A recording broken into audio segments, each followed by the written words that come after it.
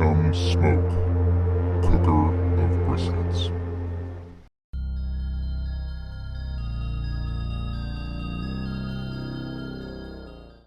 Hello everyone and welcome back to Cold War Barbecue.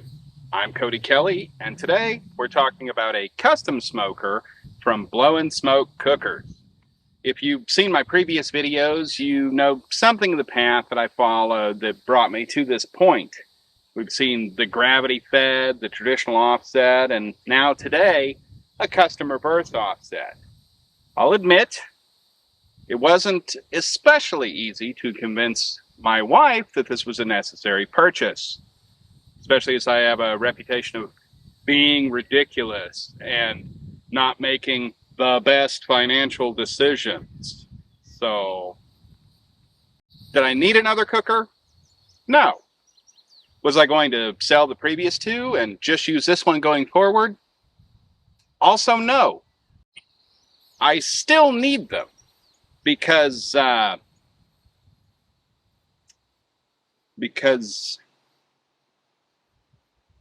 that Vin Diesel?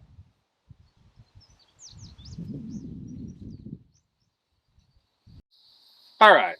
So, since this isn't a run-of-the-mill smoker, we're going to be going into a bit of a deeper dive on the feature set. And before we start, I want to mention I'm not sponsored by this company in any way. I'll put a link to their site down in the description, but it's not an affiliate link or anything like that. They're a little mom-and-pop operation out of Guthrie, Oklahoma. He's got a range of smokers available and happily takes custom orders. He is, or perhaps was, a well-traveled judge of competition barbecue, and he's been building these for years. This one is a custom build that he came up with. It's a variant of his game day smoker. Based on the name, if you're thinking tailgate, you'd be right. The smoker is huge and can easily cook enough food for an entire day of tailgating. This is yet another design from the previous two that I've shown. This is what's known as a reverse flow offset. So unlike the conventional offset, smoke comes from the firebox. It comes in underneath a baffle, and then the smoke enters the cook chamber from the left and then gradually rises up to the right. The advantage of this is a reduction of hot spots and an overall higher level of smoke. And this thing delivers on that one, as you'll soon see. It also means that all of the meat drippings will actually drip onto the baffle and get hot and produce yet more smoke. The main smoke box is huge. We've got 3 racks of various different sizes here. Smaller on the top 2 and quite large on the bottom. Based on the size of the main cook chamber, you could easily see cooking multiple briskets, pork butts, and or turkeys at a time in departure from the standard game day smoker. He's also used cabinet style doors on this one as opposed to the overhead. So no heavy door, no need for a counterweight. There are dual thermometers on the door, one for each half of the cook chamber. I've replaced the ones that were included with Tell-Trues because the last ones were the horrible Spring Creek thermometers. These are excellent. If the main smoke box just isn't enough room for you, there's also a rib box which sits right over the firebox. So that's another 3 racks that should be enough to handle endless smoking adventures. Speaking of the firebox, it's similarly massive. You can take some very good sized splits in here, or potentially entire trees. We'll have to test that. Anyway, with that larger size, I can't start a fire the way I normally would with a charcoal chimney. Consequently, I use a Flamenwerfer, and whenever I want to start it, I just verp some Flamen into there and I'm good to go. In all seriousness, I have found that fire management on this smoker is much different than my smaller offset. It takes a lot more wood, takes a while to heat up, and there have been times where I've needed another dose of fire to keep it going. On the flip side, it holds temperature very well, and it is much less susceptible to spikes in temps when you throw more wood in. Also, despite the massive difference in the required amount of wood, if you're cooking a lot of food, you actually come out ahead. Beyond the smoke chambers, there's also a couple other cook areas on the smoker. First, you've got a burner on the back that can be used for a turkey fryer or a saucepan. I use this for making sauces, but it's also great for a Dutch oven for deep frying. It's all welded onto the frame, so it's very sturdy. And on the front, you've got this. Another example of the custom nature of this smoker, the typical game day features a grill. I prefer the griddle. Beyond just having the room to cook an entire breakfast on the same cook surface, I also use this for searing or for cooking up veggies. It heats very evenly, and it's a very nice shelter from the wind over the top of it. That's important because most outdoor propane griddles are very, very sensitive to wind. Not so here. The griddle has a grease string here in the center. It also has a built-in igniter. Maybe my only complaint about this entire thing is that there isn't anywhere to store the propane tank for the griddle. That said, I do use it very often, and I'm very glad it was part of the package. Beyond all of that, it also features two different work surfaces, one here in front and one in the back. And they're actually large enough that you can prepare or work with most smaller cuts of meat, though you'll probably want a different area for something large like a brisket. Speaking of brisket, that's just what we're going to be cooking to get a feel for how well this smoker performs.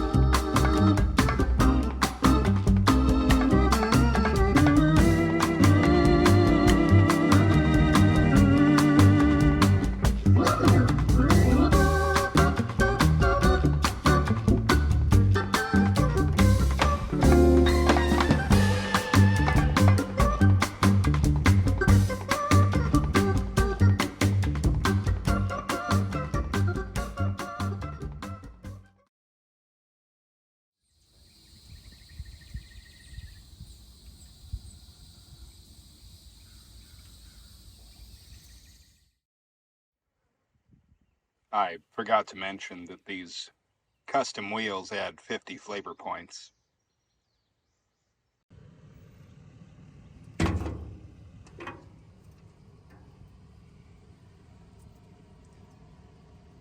That is gorgeous. Time to wrap. Look at that gorgeous piece of meat. Extremely barky, nice and dark. No, I'm not using the T. And no, I'm not sponsored by Sonic. But it's 105 degrees out and I'm thirsty. We reserved our fat earlier, which gives us this wonderful tallow to use.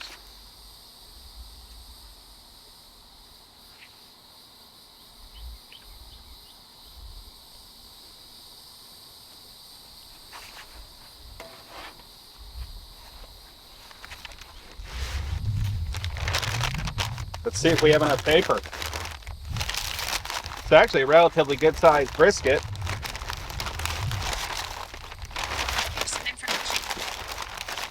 Siri thinks so too. Now I halfway wonder what she was going to tell me about here's a good sized brisket. Pull that under and back on. As mentioned, one of the advantages of having the griddle is brisket may not be done, but burgers will be shortly.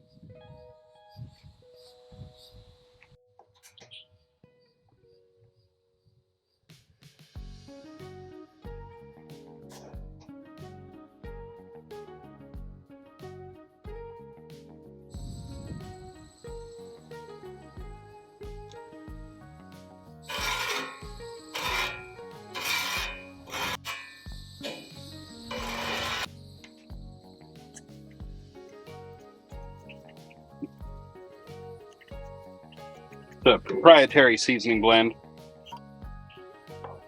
I mean, really, this is just bonus, right? This isn't an episode about hamburgers.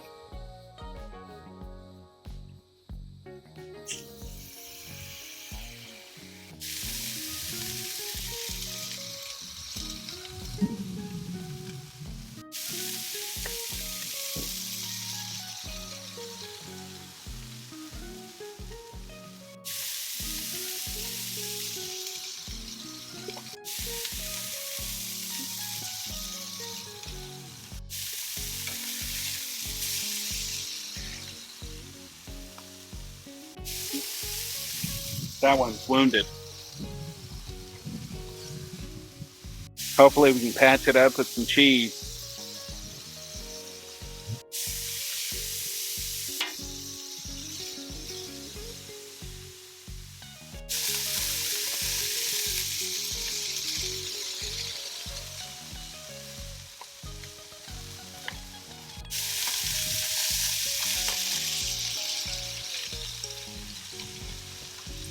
I don't know if he'll ever lead any semblance of a normal life.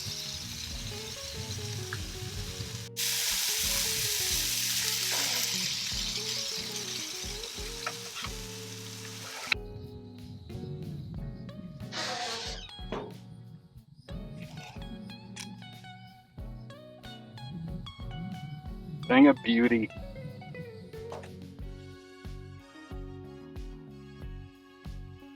We're about 10 hours in, and I would bet another 3 to 4 hours to go. Well, I should have taken me up on that bet. We're just about another 2 hours after the last check-in. We're ready to go. Ooh, we're spilling. I did temp this just a little bit ago, and we're right about 199 to 200, depending on where I am. But it's not a hard and fast rule with brisket as far as temperature. It's the feel. It's got a flop to it. When I put the thermometer in, it slid right in. Means all the fat has rendered down, and you can kind of see that from all the fat on my gloves. So we're going to give this an overnight rest and try it in the morning. Okay, so it's been about a 10-hour or so rest overnight in the oven. If your oven will hold about 150 degrees or so, that's perfect. I highly recommend at least, bare minimum, a 4-hour rest, and really on a brisket of this size was about 17 pounds pre-trim, 6 hours. But longer you go, the better you are, and we've even rested them 18 hours before. You know what's the worst thing about having to rest a brisket? Is having to smell it. Oh yeah, it's like Thanksgiving dinner. Yeah, in the oven the entire time, and your house smells delicious, but you can't eat it because it's resting. Yes, we need an outdoor oven. Okay, so we're going to dig into this, and I'm gonna say at the outside that this was not exactly the highest end brisket. Had a pretty small fat cap on it. It was one of those 4th of July specials, but we've had good luck even with cheap brisket. Ooh, that looks beautiful. Okay, it does look gorgeous. Man, the smell too. And it's got a good looking bark on it. Yeah. All right, and we don't want to waste this. No. Oh, I was going to ask if you had to use beef tallow. I did use tallow. I did not use Wagyu tallow. I used the trim from this. Okay. And just rendered it down, which on a cheap brisket is, let's be honest, really all you need. I mean, look at that glisten of fat. That is just... Yeah. Okay, so let's start here. Make sure we didn't... I know there was some, like on the edge here, where it got a little crispy. That is not crispy. You know what that looks good for, though? What's that? Deep fried brisket. Coming soon to a video near you. Good smoke ring. Ooh, that is a pretty smoke ring. Okay, let's get deeper into this guy.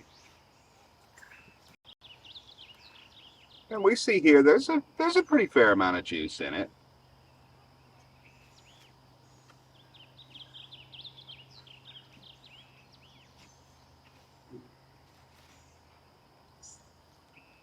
It just pulls apart. It's beautiful. But it doesn't fall when I hold it, right? Yeah. You have to give it a little bit of a tug, if you will. So, all right, do you want to try flat or point first? Definitely point first. Okay, that part fell. But it was already loose. Yeah, I had wiggled it. I got it started. Okay, brisket cheers. Brisket cheers.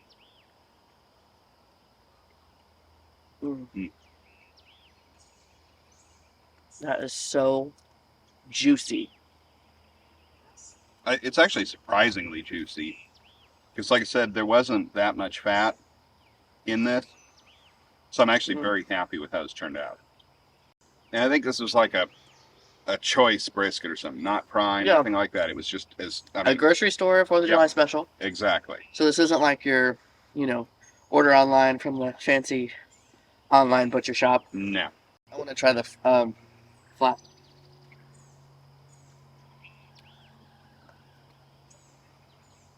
Even the flat pulls apart. Look at you. So if you don't know, the flat has less fat in it than the point. It's usually a little drier.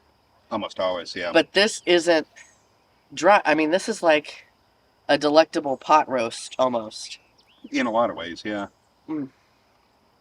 Flavor is on point on the flat, if you will. Brisket jokes in the morning. All right. Let's go make some brisket and eggs. That does sound delicious. Well, seen the finished product. I think that the reverse flow offset does produce just a touch better bark, but I mean, honestly, some of that comes down to the cooking process. Overall, I really like this smoker. I think if you're going to cook for a catering gig or a big event, or you just need to feed an army, that this thing is awesome. If I'm cooking a smaller portion, maybe just one brisket, one pork butt, things like that, probably stick to the standard offset just because it's more fuel efficient for a small amount of food. That said, I do have a few nits to pick with this. Besides the aforementioned no storage area for a propane tank on front, I do feel like the firebox could use ventilation perhaps on the sides beyond just the back, just to get a little bit more airflow in there depending on the way the breeze is going. And honestly, right now I'm mitigating that through keeping the door cracked open, but that's not quite as easy as it is on a standard offset. The other nit that I might have to pick would be the lack of storage space for wood if I'm taking this remote, if I'm going to a catering gig or something. But the trade-off there is adding a big wood rack is going to make the trailer even larger, heavier, etc. So, I could kind of go either way on that one. I hope this has been a good rundown on the features and performance of the Blowin Smoke Custom Cooker. Overall, I'd recommend giving them a shot if you're in the market for a big smoker, catering smoker, tailgate smoker, those sorts of things. But they do also offer smaller, backyard-sized cookers. I've seen them in person, and I think they're very impressive to look at. Not tried them myself. Maybe sometime in the future, but based on the performance of this one, I think you'd do just fine. If you liked what you saw here, please give us a thumbs up and subscribe. If you didn't, why are you still here? Morbid curiosity? Lack of purpose in life? Just left YouTube running? Whatever the reason, thanks for sticking it out. And we'll see you next time on Cold War Barbecue.